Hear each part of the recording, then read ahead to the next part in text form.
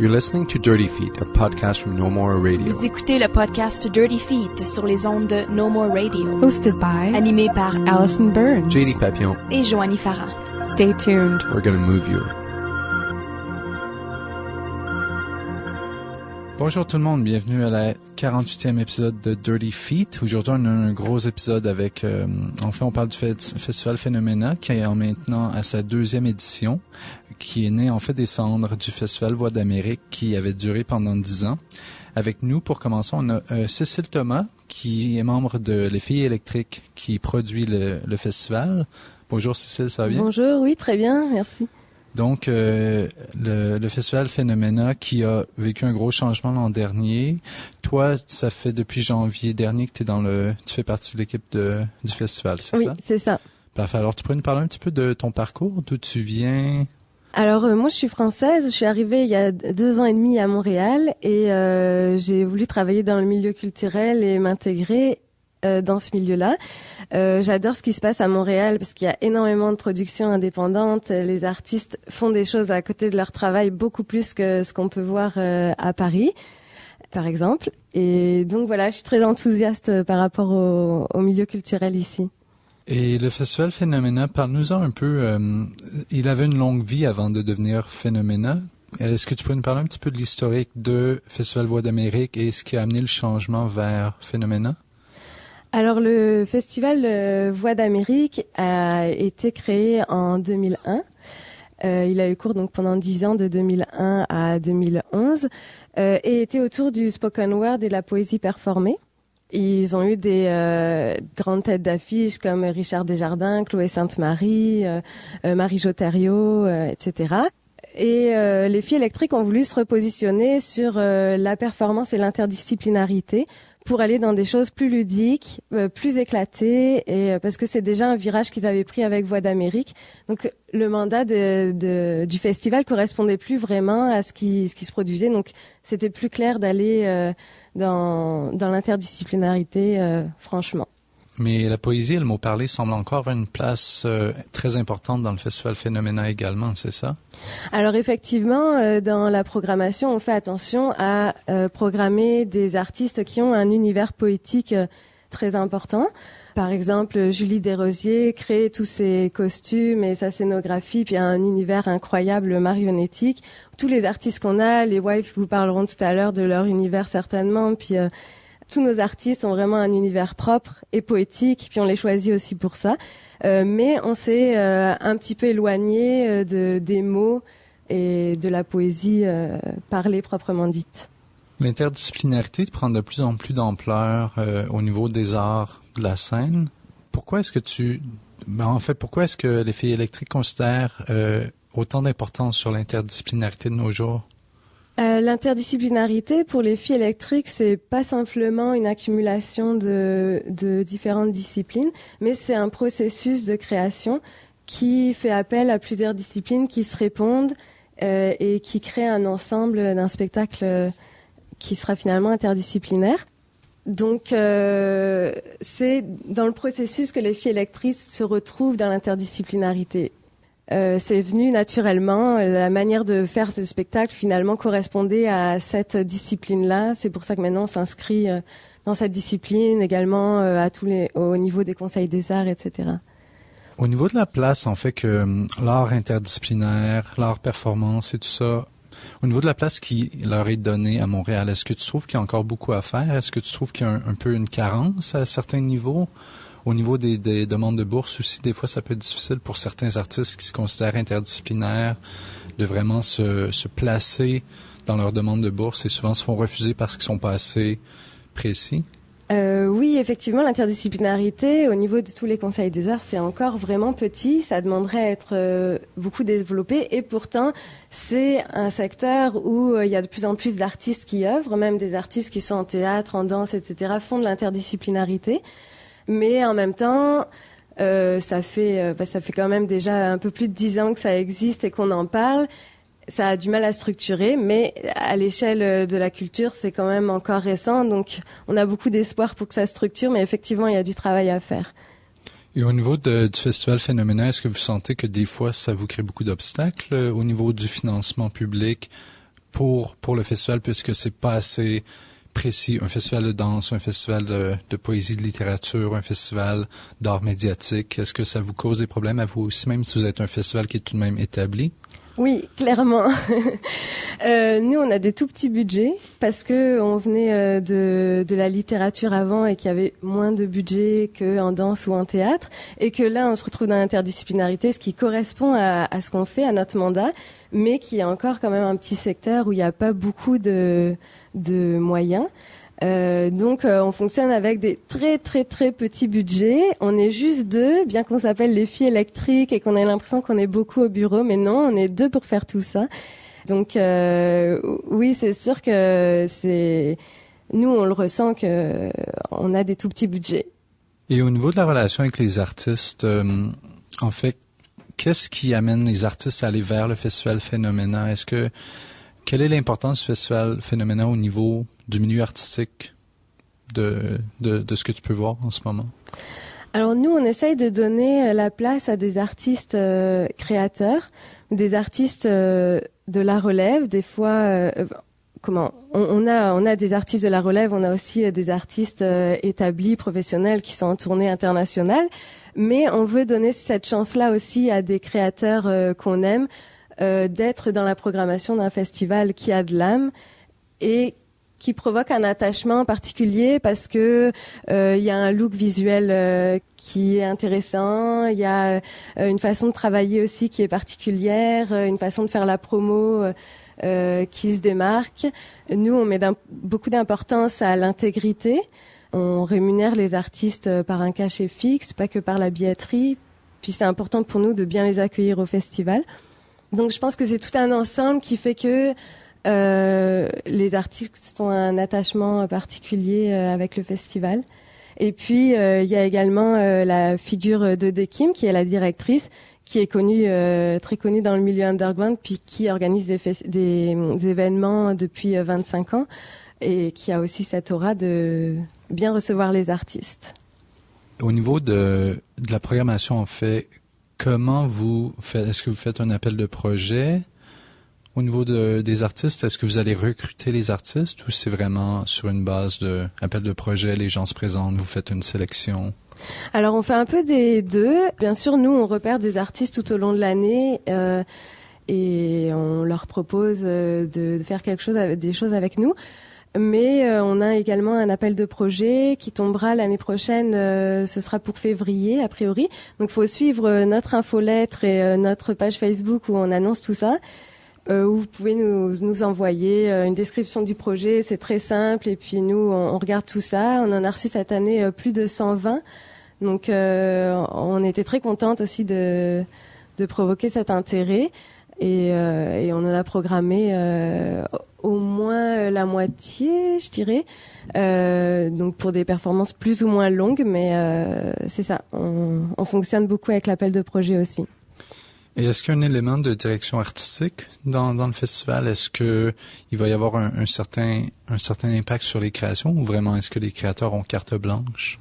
Nous accompagnons les artistes dans leur création, alors à différents niveaux, puis ça dépend aussi des artistes, de leur maturité et aussi de ce qu'on leur demande ou ce qu'ils vont faire au festival. Mais nous rencontrons tous les artistes au moment de l'appel de projet. Pas tous les artistes qui donnent un dossier, mais tous les artistes qu'on programme, on les rencontre. On prend le temps de voir ce que le spectacle va être. Et après, il y a un accompagnement aussi technique et de production qu'on fait avec chacun. Et pour les jeunes danseurs qui voudraient postuler au Festival Phénoména, mais qui voient déjà que c'est peut-être très interdisciplinaire, mais que eux c'est surtout de la danse, ça bouge beaucoup. Qu'est-ce que vous leur direz pour les encourager à postuler quand même? Nous, on est intéressés par l'artiste en lui-même aussi, sa générosité, sa proposition artistique, puis sa manière de procéder dans la création. Donc, on n'est pas bloqué sur une certaine idée de l'interdisciplinaire. L'interdisciplinaire, d'ailleurs, c'est beaucoup de choses différentes. On le voit, tous les acteurs différents dans l'interdisciplinaire, il y a des choses très, très variées. Donc, et puis on accueille beaucoup de monde très différent, même de la danse proprement dite. Mais c'est sûr que on aime la transgression, on aime que on aille vers des codes qui sont moins établis. On recherche des choses quand même qui dépassent les codes établis de la danse, mettons. Et puis cette année, vous diriez que ce serait quoi le pourcentage de spectacles de danse que vous avez dans le programme? Une estimation, là. Juste par curiosité, en fait.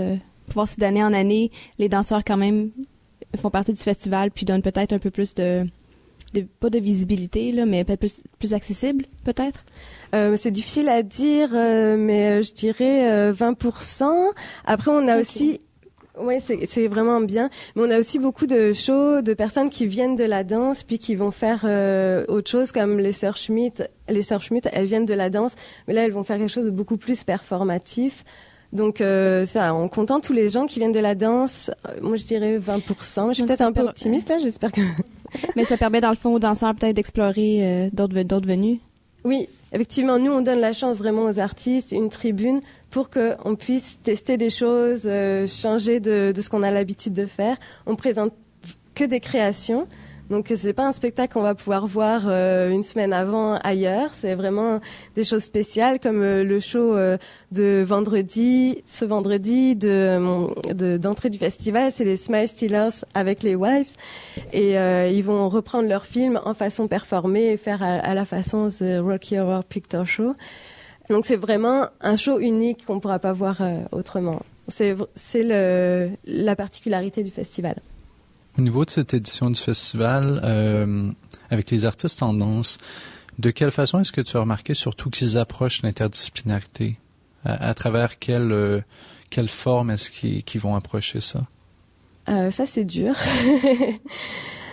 Il y a beaucoup de façons, comme on a des artistes qui viennent de la danse, mais qui commencent pas leur spectacle en partant de la danse. Je pense qu'ils ont une autre idée, puis ils ont une notion de leur corps qu'ils vont intégrer à quelque chose de plus performatif.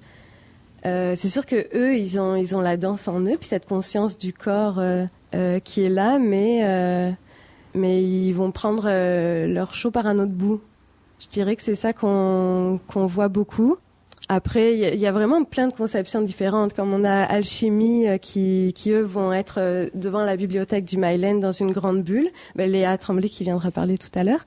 Eux, je pense qu'ils sont partis de la danse, mais en intégrant d'autres moyens de production et de représentation dans l'espace public qui fait que c'est de l'interdisciplinarité. Justement, au niveau des espaces de performance qui sont utilisés par le festival, est-ce que tu pourrais nous parler? Il y en a beaucoup. Il y a beaucoup d'endroits qui se retrouvent surtout dans le coin du plateau Myland. C'est quoi ces endroits-là où les gens peuvent voir les spectacles? Nous, on est basé dans le Myland. C'est vraiment notre quartier, puis le quartier où qu'on veut investir. On veut créer des liens avec les habitants, les commerçants, les travailleurs du Myland. Nos quartiers généraux sont à la Casa del Popolo et à la Sala Rosa. Ça fait 12 ans qu'on fait des spectacles là et ça changera pas, a priori. Et puis après, on est dans d'autres salles. Cette année, on investit le Bain Saint-Michel, qui est une ancienne piscine qu'on voit pas beaucoup, qu'on n'a pas l'occasion de voir et qu'on va vraiment magnifier pour le festival. Donc, je vous invite à venir découvrir ce lieu. Mais on a aussi été dans des salles comme le Cabaret du Myland, le Divan Orange qui est plus sur le plateau, ou d'autres salles. Et cette année, on a une programmation extérieure qui est importante. Donc, il y aura une performance dans le Champ des Possibles, devant la bibliothèque du Myland. On a investi l'avenue du Parc, qu'on adore, qu'on voit pas beaucoup finalement. Il y aura une parade de marionnettes géantes sur l'avenue du Parc. Il y a Jacqueline Van de Geer qui vient de la performance, qui sera dans un petit café, le Taza Flores, tous les soirs et qui aura une carte blanche du lundi au vendredi. Et puis, est-ce que j'oublie quelque chose? Je crois que c'est ça. Et puis, on pourra aussi voir les tableaux de Lucie Bazot, qui est scénographe éclairagiste, dans divers magasins du Myland. Parfait. Une petite question pour terminer. Le Festival Phénoména, ça dure principalement à cette période-ci, mais il y a également des événements qui se passent, qui font partie de Phénoména pendant l'année, les laboratoires Phénoména. Qu'est-ce que tu pourrais nous dire un peu là-dessus? Donc effectivement, on organise d'autres événements de janvier à mai, les premiers dimanches du mois. Il y a le laboratoire Phénoména, qui est une tribune pour une dizaine d'artistes à chaque laboratoire pour montrer leur création en construction, casser la glace et puis se confronter au public. Donc ils ont 10 minutes pour présenter ça à la Casa del Popolo. Et on recommencera en 2014 parce que ça a super bien marché. En 2013, on est vraiment contente. La Casa del Popolo était pactée à chaque fois et avec une très bonne ambiance et une très bonne écoute, ce qui était vraiment impressionnant. J'aimerais aussi ajouter que c'est un festival qui est bilingue et qu'il y a autant de francophones qu'anglophones qui sont programmés et que c'est une particularité du festival. Et on accueille des spectateurs autant francophones qu'anglophones également. Et c'est une rencontre aussi qui est très intéressante entre les deux communautés. Donc, on parle avec Cécile Thomas, Défi électrique, le groupe qui organise le festival Phénoména. Avant de continuer avec les artistes, on va rappeler les dates. Donc, ce sera du 18 au 25 octobre. Merci beaucoup, Cécile. De rien, merci à vous.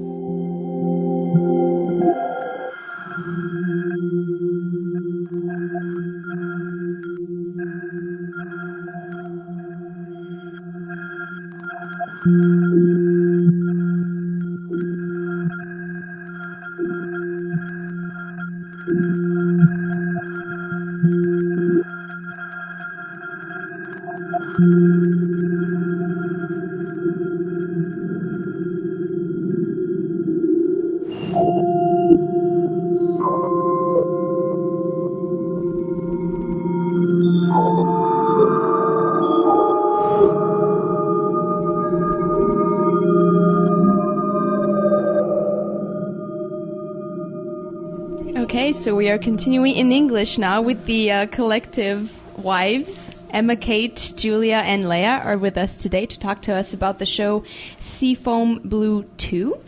So we're going to hear all about that soon. How are you doing, girls? We're doing good. Good. Nice to see you. So Great. Emma, hi. So can you tell us a bit about your performance, which is happening this Friday at the launch of the Phenomena Festival? Tell us a bit about what's going to happen there.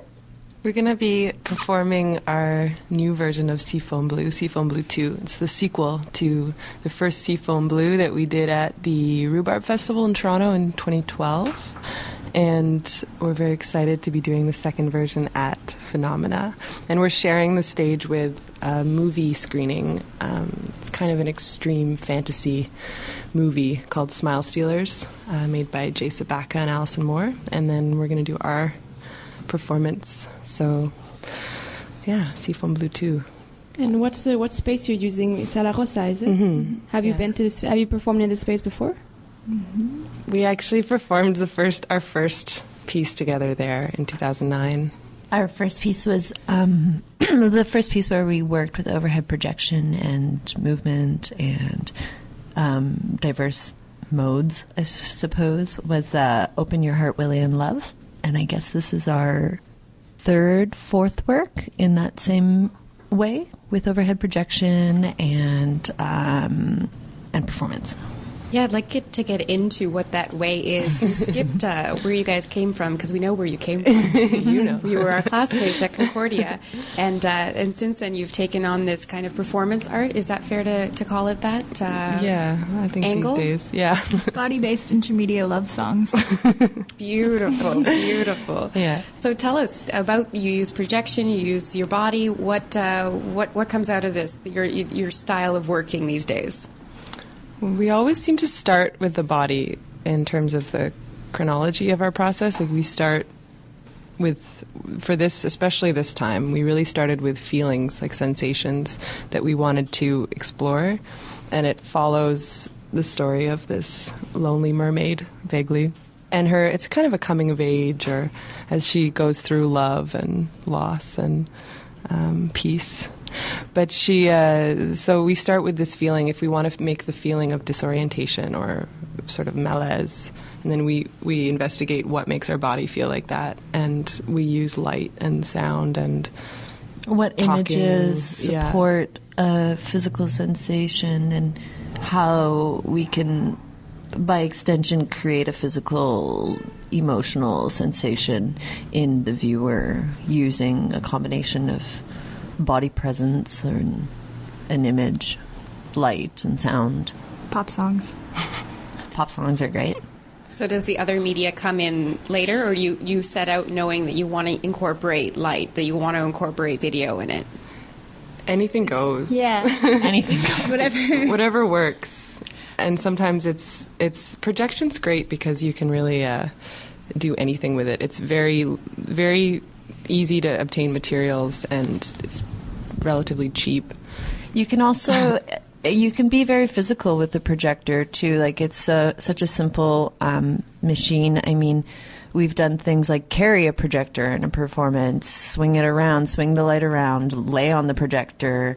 You can create an extension of your body with the projector, and I think it's a really psychological object. Like the very fact of like casting shadow and light and creating like an alternative world lends itself to that really well.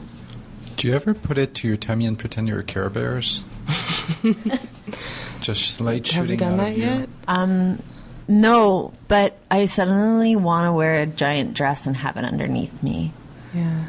We should think about that. We take suggestions and requests.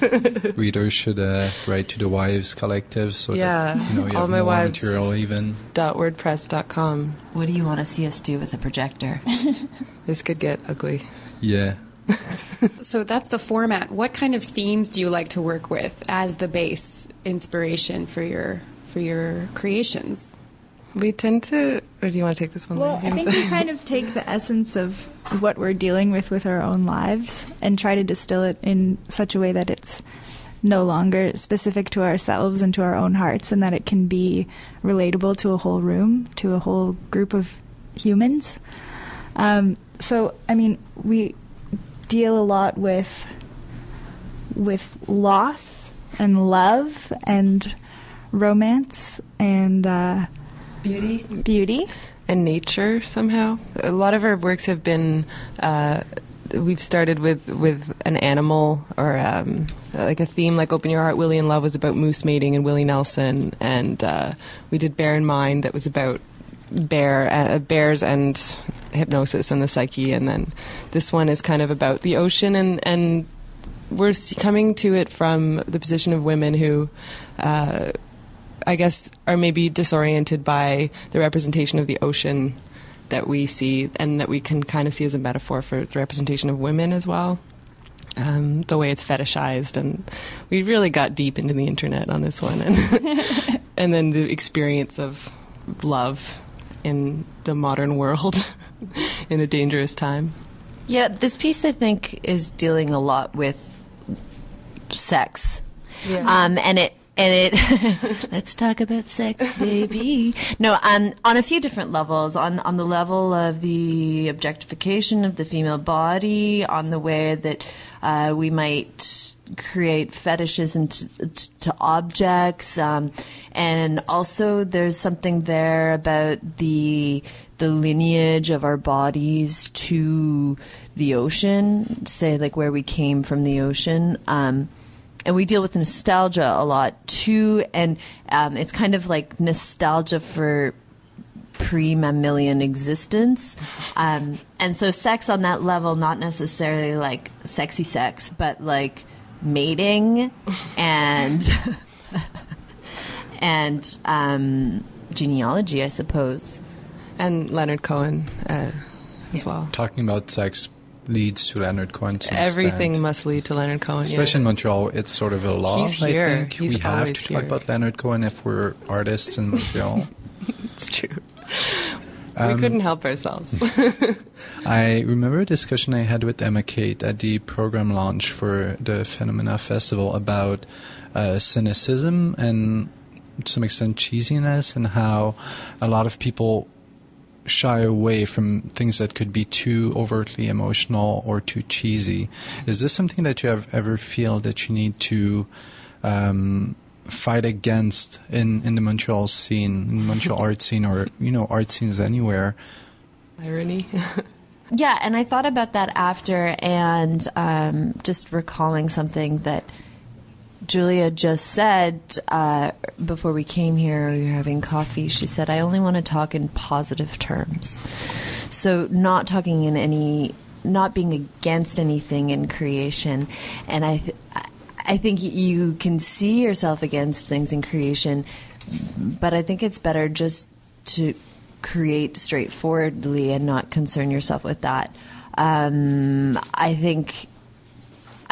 think ultimately, after our discussion, and I thought about it a lot, I think it's just scary as a performer to go there. There are definitely some areas in this work where we're going beyond our own comfort zones of drawing emotions out and drawing like utter.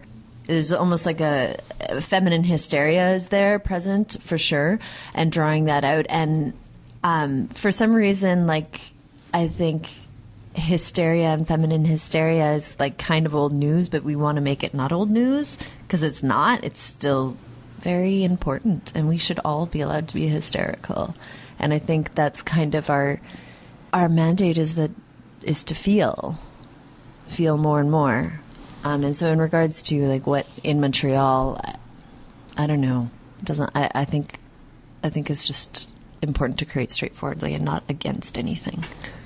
We also kind of embrace the new age and go straight for that, and without shying away from whether it's utopic or if it's all about free love, or not free love, but love and loving yourself or something. It's kind of a self-help thing, or I don't know. The new age is present in there too. And not ironically. Yeah. We mean it. Yeah. We mean the love. Actually, that brings me back to talking about the collective Wives, because there is something very communal to a name like Wives for a collective. How did that come about? How did the collective come about exactly?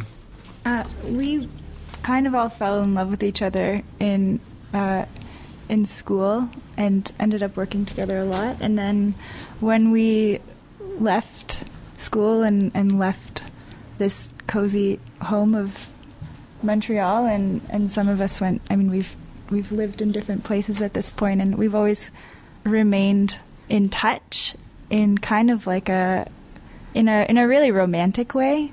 Where I mean, there's letter writing, and there's sending of gifts, and there's like kind of almost communicating on a psychic realm where we just kind of constantly feel connected. Like you walk out onto the street, or you walk into a shop or whatever, and it's like you've got these 2 or 3 or 4 other women with you at all times, and I think that women often relate to each other as like wanting to be family and wanting to be sisters, but for us it's like there's too much worship that goes on with each other to call it that, and so Wives just seems it's always fit.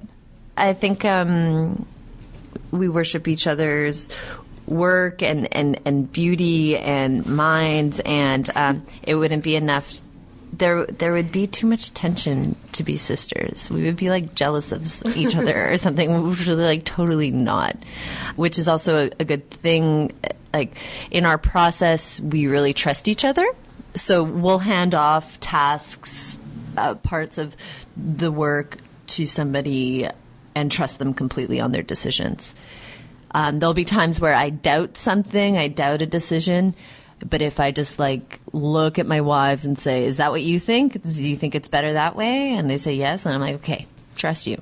I think something that's really important to us through our work is like human sincerity, and just always being able to arrive in a place together to start work. And it's like I might be like in the middle of a breakdown in my room or something, and Emma Kate arrives at the door, and it's like wherever you are, however you're feeling, there's always like an acceptance for the hysteria and the lows and the highs. And I think that the best art comes out of a sincerely human place, and because we can always be that with each other, it just kind of makes it easier. So your Showgirls is this week, October 18, 8 p.m. at Sala Rosa. Can you let us know how we can find out more about Wives until then?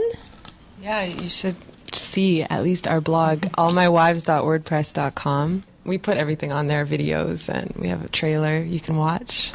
It's pretty fun. Watch and it. Yeah, and stuff like that. We have photos and videos of former works, other video works. Yeah, and then future projects that we're very well. On. Yeah. Thank you, ladies. Thank you. Thank you. Thank you. So Seafoam Blue 2 is presented this Friday, October 18 at 8 p.m. at La Sala Rosa as part of Festival Phenomena. And we have the opportunity to play a little track from the Wives show following this interview.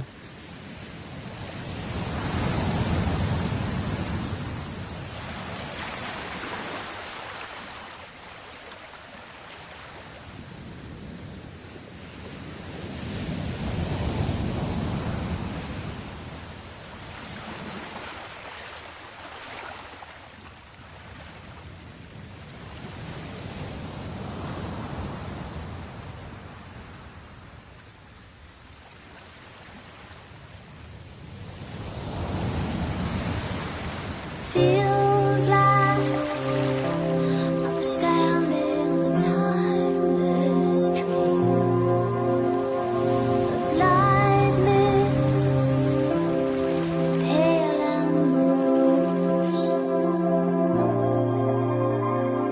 Feels like I'm lost in a deep cloud of heavenly scent. Touching, discovering you.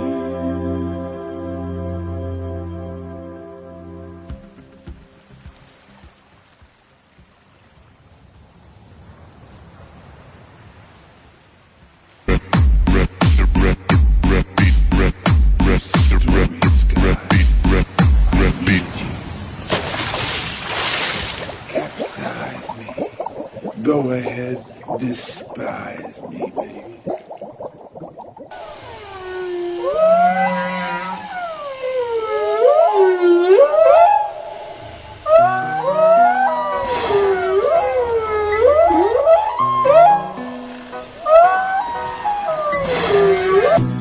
Suzanne takes you down to a place by the river.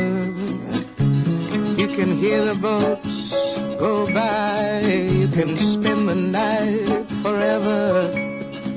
And you know that she's half crazy, and that's why you want to be there. And she feeds you tea and oranges that come all the way from China. And just when you mean to tell her that you have no love to give her, she gets you on her wavelength, and she lets the river answer that you've always been her lover. On enchaîne maintenant avec Léa Tremblay-Fong et Irvin Chow qui présentent Alchimie en face de la librairie du Maryland. C'est une des présentations publiques dont Cécile nous parlait un peu plus tôt. Donc, ça va être une entrevue en franglish montréalais typique. Donc, bonjour, hi, how are you guys? Ça va bien. Ça va très bien. Donc, parlez-nous un peu d'où vous venez tous les deux. Vous avez fait l'école ensemble, vous aviez étudié à Toronto. Et c'est là que vous avez commencé à collaborer. Parlez-nous un petit peu de l'expérience à Toronto. C'était comment? Okay, so how did we like meet and started working together?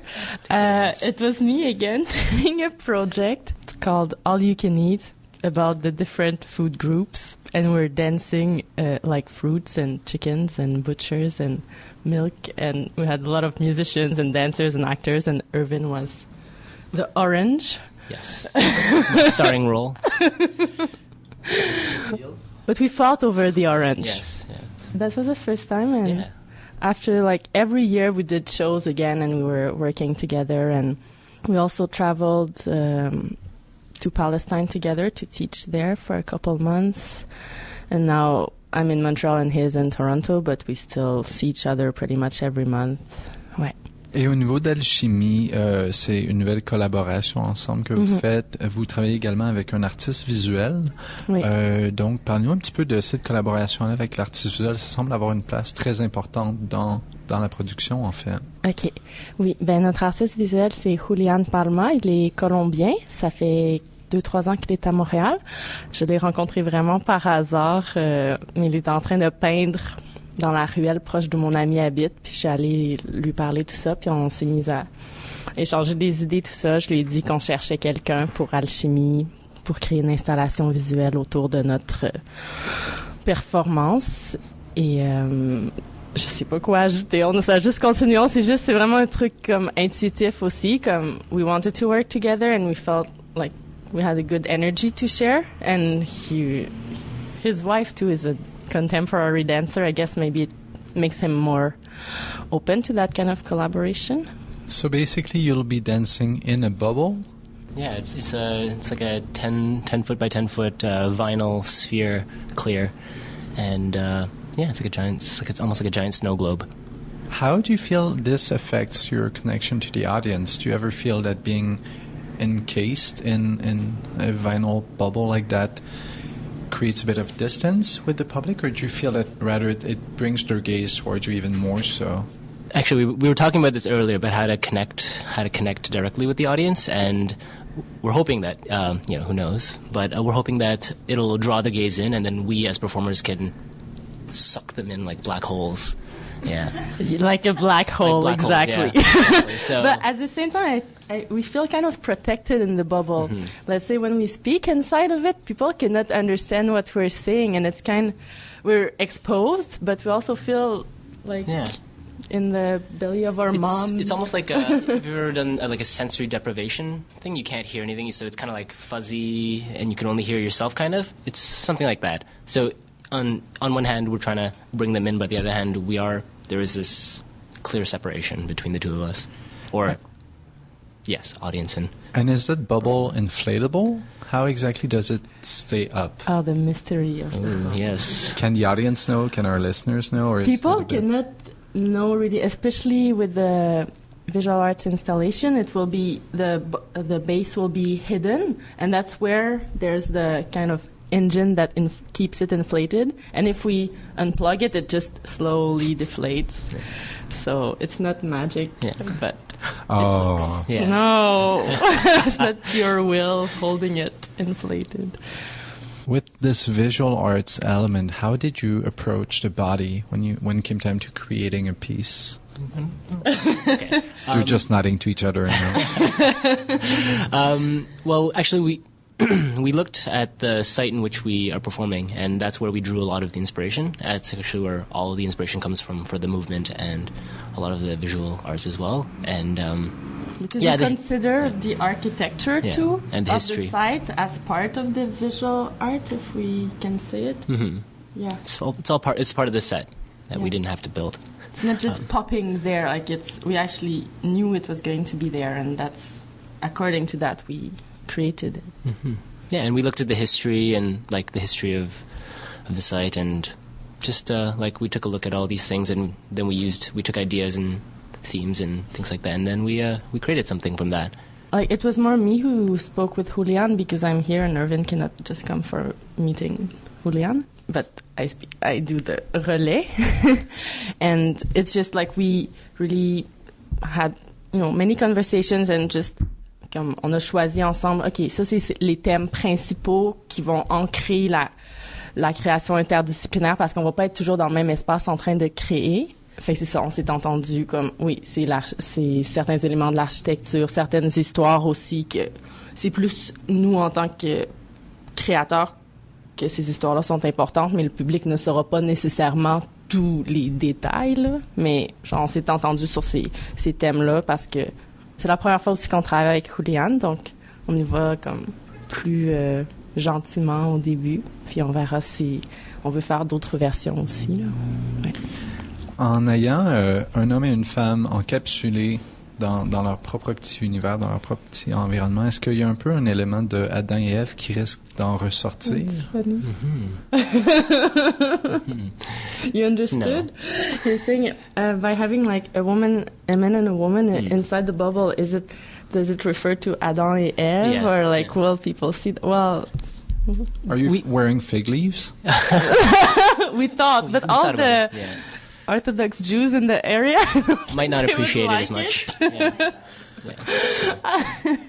So, to be sensitive, we did consider that, and we were talking about actually the origin stories, and not just like not just Genesis, but also different origin stories, and how we can play with that, and how that ties into what we're doing. And also, I mean, just physically, we were talking about how we're both very similar, and we made this discovery in Palestine, how our dimensions are actually exactly the same, except we're completely like different body types. So, yeah, we don't look the same at all, but all the measurements are very, very, very similar.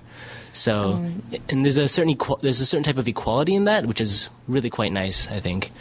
And we both. The Adam and Eve story doesn't quite represent, I think, the relationship that we want to show. But for example, there was a native story that I heard once that was completely different. It's not like Eve came out of like Adam's rib. It's just they like a man and a woman worked together, and they like were equal and solidaire, and that's how like humanity began. And I shared that story with Irvin and with Julian too, and to me it just really made a lot of sense. The power dynamic is quite different in that kind of story. Yeah. Yes, for sure. Certain ideas of Adam and Eve are like, I mean, there's the male, female, etc. But I mean, really, it doesn't quite fit really well with what we're doing. Also, there's the aspect of we want to be close to the people. We don't want just to be in a bubble that's like magic. We hope that people can see that we're human. Like, we're not wearing kind of Cirque du Soleil costumes. We're wearing clothes that people could wear on the street, like normally. And that's also an aspect that we hope will make people closer to us and feel like, oh, okay, I can relate to that. Donc, votre performance va avoir lieu en face de la librairie du Myland la journée du samedi 19 octobre. Il va y avoir une performance à chaque heure de 2h à 5h, c'est bien ça? Oui, en fait, à 2h, à 3h et à 4h, puis c'est environ 20 minutes. Donc, ça termine avant 5h. Et aussi, en cas de pluie, le samedi, nous remettons le spectacle au dimanche, les mêmes heures dans l'après-midi. Parfait. Bien. Léa Tremblay-Fong, Irvin Chow, merci beaucoup d'être venu nous parler aujourd'hui de votre de alchimie. Bien, ça fait plaisir. Merci.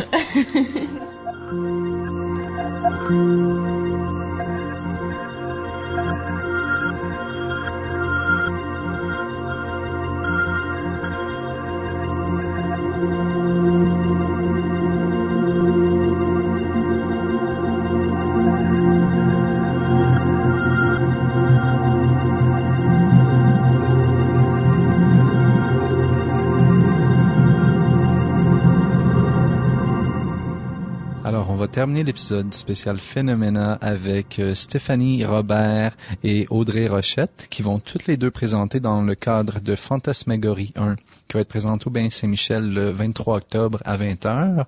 Donc c'est une soirée avec 10 performances, une soirée bilingue avec beaucoup d'artistes qui viennent de milieux très variés. Donc tout d'abord, bonjour Audrey, bonjour Stéphanie, ça va bien aujourd'hui? Oui, merci. Oui, merci. Vous venez toutes les deux du milieu de la danse. J'aimerais entendre parler un petit peu de vos parcours. En fait, Audrey, on t'a déjà eu à l'émission il y a presque un an maintenant pour parler de danse buissonnière. Donc, rappelle-nous un petit peu d'où tu viens, ce que tu as fait, qu'est-ce qui se passe avec toi maintenant. OK. En fait, moi, je suis passée par le cégep de Drummondville, comme Stéphanie. Puis ensuite, je suis allée à l'ADMI. Puis là, maintenant, je suis interprète dans différentes productions. Puis je fais mes trucs là en tant que créatrice là de danse là. Je fais, tu sais, comme là, c'est ça. Il y a le truc de Phénoména. Puis j'ai resoumis des anciennes pièces et je danse dans un projet qui va être à La Chapelle bientôt là. Et pour moi, comme elle a dit, on s'est croisés au cégep de Drummondville. Et pour moi, c'était la première fois que je venais au Québec. Puis c'est là que j'ai décidé de vraiment rester. Donc là, ça fait 5 ans que je suis déménagée ici. Donc après mes 2 ans au cégep de Drummondville, ça m'a permis d'avoir une mini base en technique, ce que j'avais pas vraiment avant. Puis je savais dès que je suis rentrée au cégep que je voulais plus m'aligner en création. Donc, j'ai suivi les auditions à Concordia et ensuite, j'ai fait mon bac à Concordia. Depuis, je fais des créations avec des gens que soit j'ai croisé au Cégep de Drummondville ou qui viennent de soit l'ADMI, Ottawa School of Dance, de UQAM. Donc, je travaille un peu avec des artistes un peu partout ou des gens avec un background différent en danse. Puis plus récemment, j'ai fait une résidence de création à Parsborough en Nouvelle-Écosse. Puis ce qui était vraiment génial. Puis je travaille avec Ian Ferry, qui est un spoken word musicien et poète. Puis on travaille cette collaboration sur plusieurs plateformes. Puis c'est vraiment des pièces qui sont malléables. Donc en tout, il y a peut-être 6 à 7 interprètes. Donc là, je vais choisir certains interprètes pour faire certains spectacles. On a fait des spectacles à Sala Rosa, Casa de la Popolo, au Café Résonance pour le festival Myland Poet Festival. Puis en tout cas, des mini-spectacles un peu partout. Puis là, plus qui s'en vient quand même proche, autre que Phénomena, on a un spectacle le 5 décembre au Théâtre Main9 suite à une résidence de création qu'on a là aussi. Donc, plein de petits projets. On parlait un peu plus tôt avec Cécile Thomas de l'interdisciplinarité et à quel point c'est vraiment au cœur du Festival Phénomena. Et vous approchez toutes les deux l'interdisciplinarité d'une façon un peu différente. Audrey, tu as commencé de plus en plus à te diriger vers vraiment la performance. Mm-hmm. Qu'est-ce qui t'a amené à faire, à prendre en fait cette nouvelle lignée-là vers plus la performance que la danse entre guillemets? En fait, c'est une rencontre. J'ai été accessoiriste pour le spectacle Rouge de Julie Andrété. Puis, tous les soirs, j'allais voir le spectacle après que j'aie fait les accessoires. Donc, ça m'a permis vraiment... En fait, ça me captivait de voir... l'état de représentation dans lequel elle se trouvait, c'est-à-dire que c'était complètement dépouillé de quelconque masque ou il y avait comme pas de filtre en fait. C'était Julie Andrété qu'on voyait sur scène, c'était pas un personnage inventé, c'était pas il y avait pas de distance avec le public vraiment. Donc ça m'a beaucoup inspirée, puis c'est de là que j'ai commencé à vraiment m'intéresser à la performance, mais mon médium reste toujours la danse parce que dans les thématiques qui reviennent souvent dans ce que je fais, c'est toujours l'humain qui est au cœur de mes pièces finalement. Donc, je trouve que le corps, c'est le meilleur véhicule pour moi pour donner quelque chose de sensible et tout ça. La performance va venir ajouter à ça parce que, comme je m'intéresse à l'humain, je donne accès à mon être, puis j'enlève le masque, puis comme ça, il y a une réelle rencontre qui peut se produire. Donc, c'est comme ça que la performance vient jouer dans ce que je fais. Aussi, tout le côté art visuel est super intéressant. Je trouve que ça ouvre le champ des possibles. Ça... je suis pas une artiste visuelle à la base, sauf que je trouve que quand c'est pertinent, d'aller piger dans, parce que je veux pas définir ce que je fais en me disant, moi, je fais de la danse performance ou de la danse théâtre ou tout ça. C'est des outils qui sont là, des disciplines, des langages qui sont là, puis des fois, ce langage-là, cette parole-là va bien avec cette parole-là, puis fait tout dépendant de la production, je vais mélanger différents ingrédients dedans, finalement. Dans le cake que tu avais présenté dans Danse buissonnière, il y avait un certain élément, en fait, de questionnement sur la superficialité du côté performatif des arts de la scène d'une certaine façon. Est-ce que tu sens que ce questionnement-là revient dans cette nouvelle performance-là? Oui, mais maintenant, c'est plus parce que, j'aime souvent dire que Cake, c'est un peu ma crise d'adolescence là, de créatrice. T'écoutais trop de Nirvana. Puis... Genre. Mais en fait, oui, ce questionnement-là est toujours au cœur. En fait, je questionnais beaucoup l'ego dans la... c'est quoi la place du créateur dans sa propre œuvre? C'est quoi tous les enjeux qui peuvent venir polluer, dans le fond, l'art avec un grand A, si on veut, comme la création, la pulsion. Donc, c'est ça. Maintenant, on dirait que c'est comme si les questions que j'ai posées, j'intègre des parties de réponse dans mes œuvres. Au lieu, là, j'avais un rapport très frontal, très critique. Maintenant, c'est comme si je tente des réponses à travers mes œuvres. Donc, tu t'es calmée. Je me suis calmée. Et Stéphanie, pour toi, il y a un mélange de poésie, d'art visuel à travers l'éclairage, de corps, de mouvements dansés. Donc, pourrais-tu nous parler un petit peu justement de ce qui t'a amené dans cette direction-là? Mais dans le fond, j'ai fait la rencontre avec Ian Ferrier dans le collectif Body Slam. Puis on est tous les deux, on fait partie de la compagnie. Donc on s'est dit, on a essayé quelque chose. J'aurais envie de peut-être introduire tout ce qui est spoken word, tout ce qui est un élément plus vocal dans mon parcours artistique. Donc là, on a commencé à faire de la recherche et tout ensemble pour essayer de développer un projet. Puis on s'est rendu compte que moi, j'arrivais avec une gestuelle qui avait déjà de base un peu une énergie ou une histoire, comme qu'on pourrait dire, une file conductive. Puis quand on ajoute les paroles de ces poèmes ou un riff de guitare ou peu importe, que il y avait, lui aussi, il y avait une existence, tu sais, il y avait une pièce qui existait sans la danse, puis nous, on avait une danse qui existait sans les paroles. Puis quand on met les deux ensemble, ça donne vraiment un autre univers, ou ça donne une autre couleur même.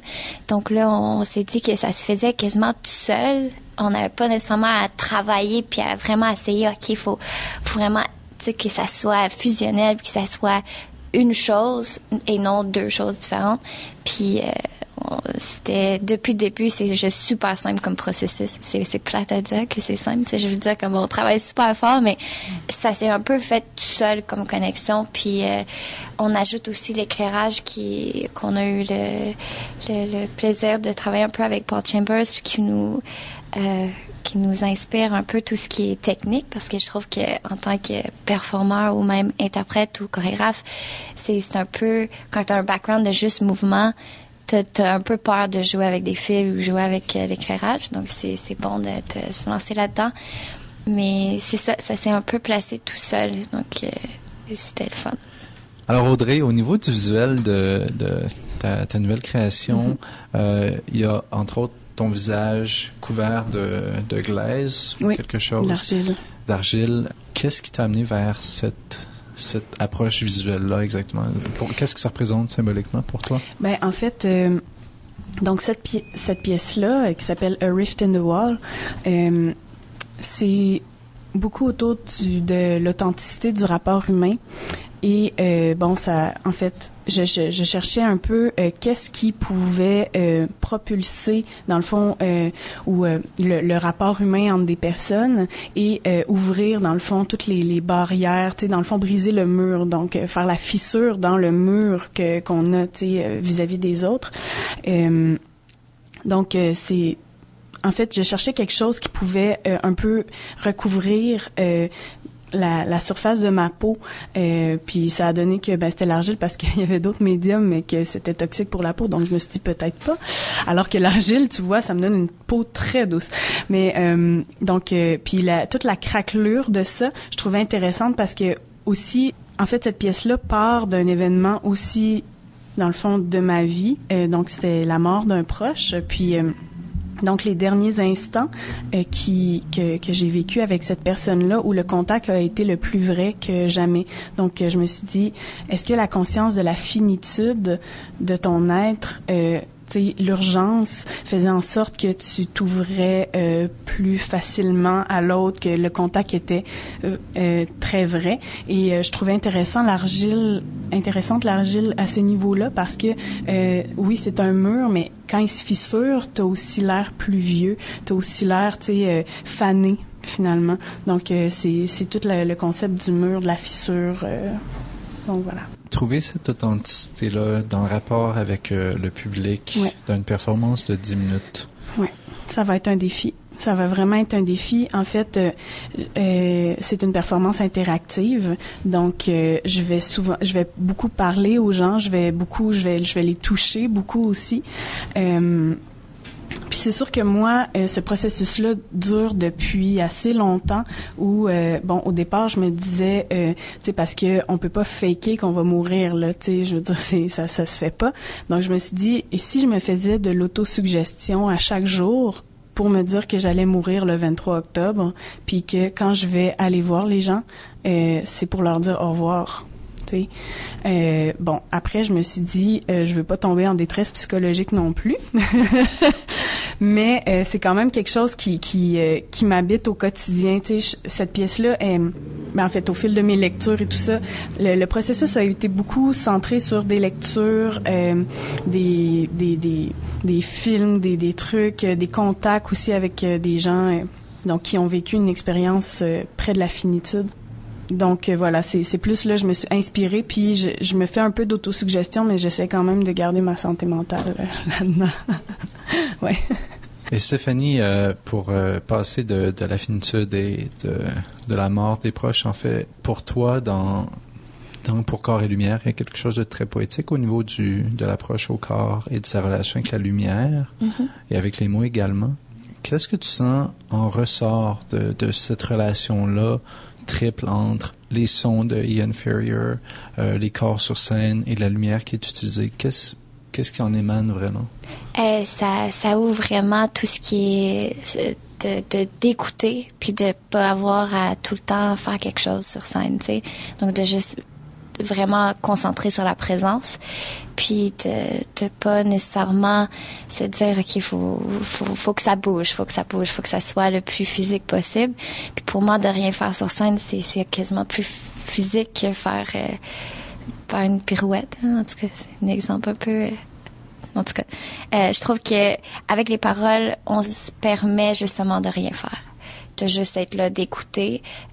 Souvent, il y a un côté assez improvisé. Je veux dire, c'est de la chorégraphie, puis tout est écrit, mais il y a un côté improvisé parce que la lumière, on peut pas toujours prévoir dans quelle direction elle va se promener, parce que souvent, c'est une lumière qui va pendre pas pour Phénomena, mais dans nos spectacles.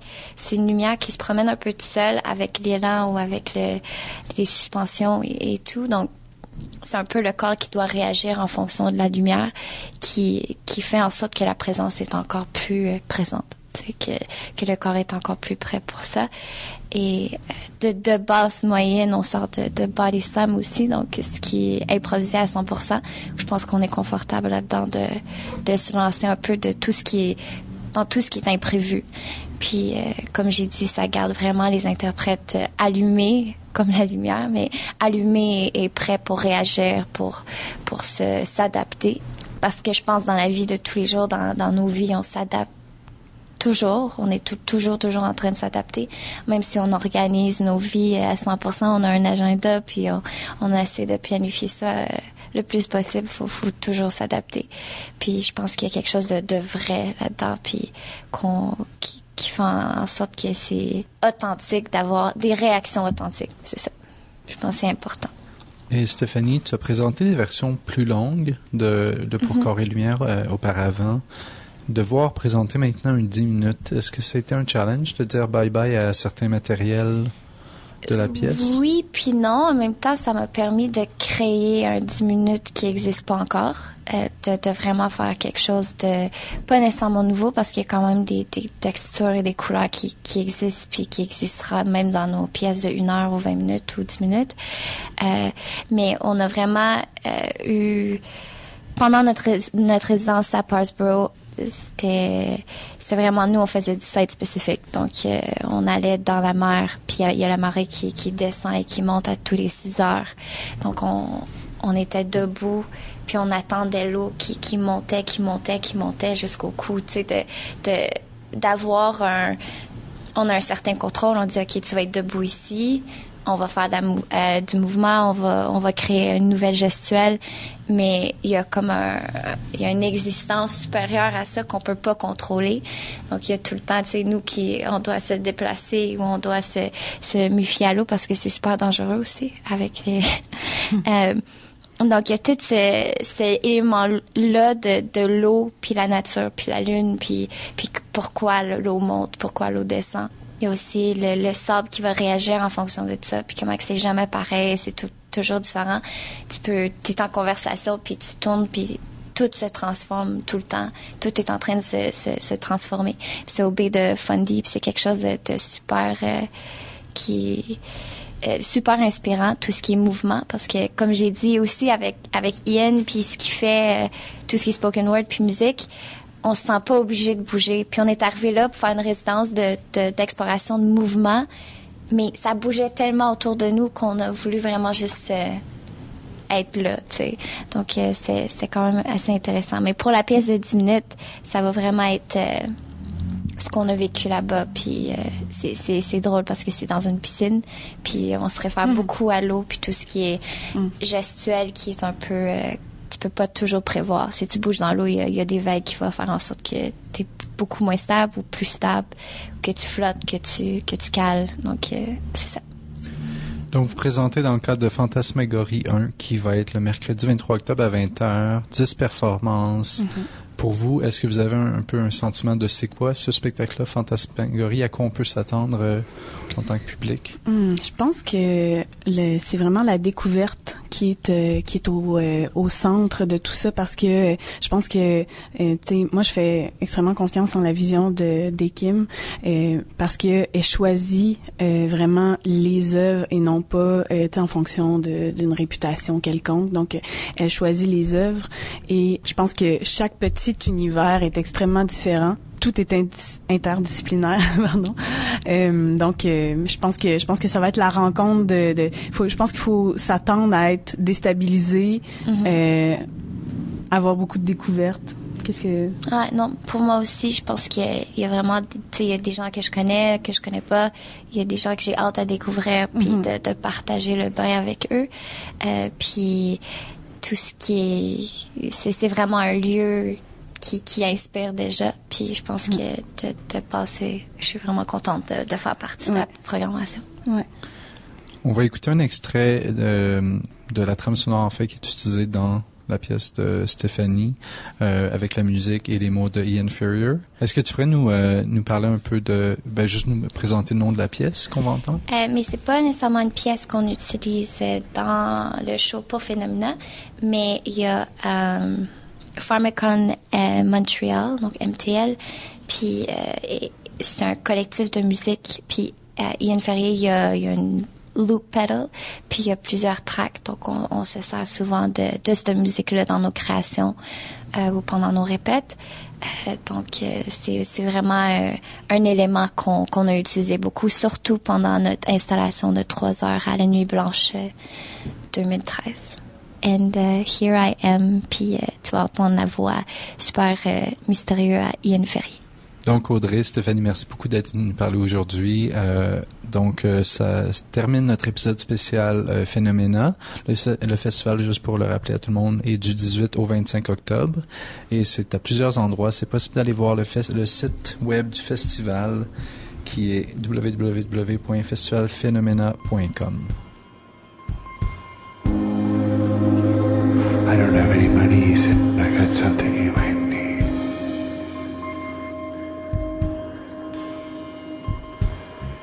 Zip life rods. Give her all your ills, you take one. Feel the tension melt away like some kind of black magic.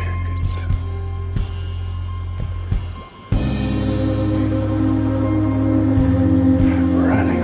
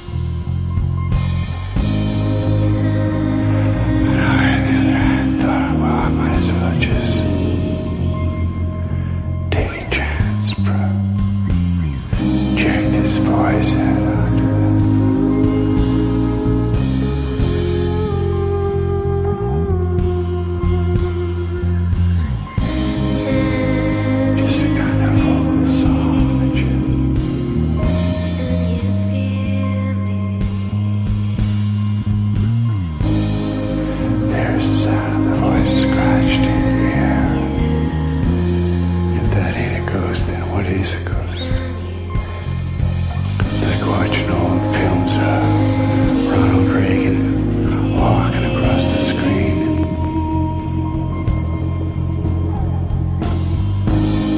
Smiling at the passersby.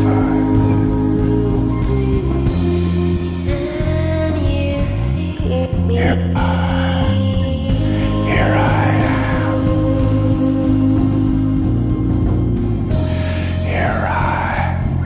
Here I am. It's like, here I am.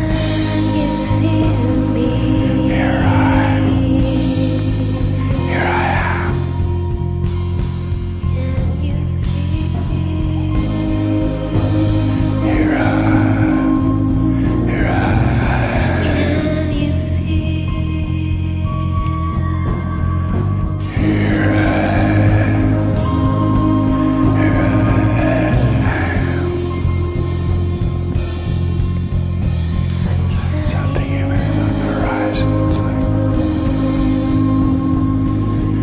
this is the one cured all your ills. Let go and lean back. You're flying off. That ain't no ghost, it's just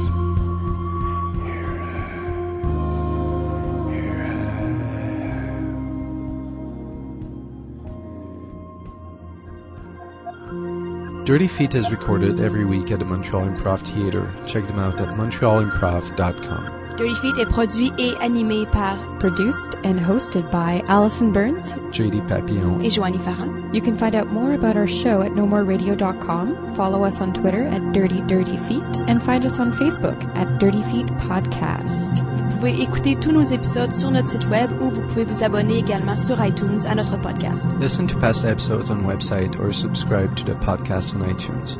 While you're there, be sure to give us a rating and or leave a comment to help us spread the word. Tune in next week for a whole new show.